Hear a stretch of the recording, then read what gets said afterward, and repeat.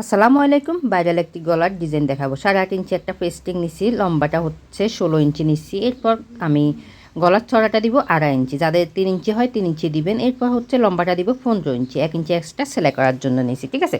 আর এখানে half inch দিতে হবে, হাফ ইঞ্চিতে একটা দাগ দিয়ে দিলাম। এরপর আমি স্কেলের সাহায্যে সুন্দর করে দাগটা মিলিয়ে দিচ্ছি। এরপর এখানে আরও 1 ইঞ্চি এক্সট্রা বেশি নিতে হবে, আমি দাগ দিয়ে দিলাম। স্কেলের সাহায্যে লম্বা করে দাগটা আবারও মিলিয়ে দিলাম। এখন দাগ অনুসারে কেটে নিচ্ছি পেস্টিংটা। এটা হচ্ছে পেপার পেস্টিং, চাইলে এটি আপনি বক্রম দিয়েও তৈরি করতে পারেন, ঠিক আছে। এরপর হচ্ছে একটা কাপড়ের উপরে আমি পেস্টিংটাকে আয়রন করে নিয়ে সাইডগুলো সেলাই করে নিচ্ছি। তারপর জামার কাপড়ের উপরে রেখে আমি সাইডগুলো সেলাই করে নিচ্ছি। বাড়তি যে কাপড় আছে কাপড়গুলো কেটে নিলাম, কর্নার দুটো কেটে সুন্দর করে। এরপর হচ্ছে সোজা সাইড করে আমি আয়রন করে নিয়ে হচ্ছে লেসটা বসিয়ে নিচ্ছি, ঠিক আছে।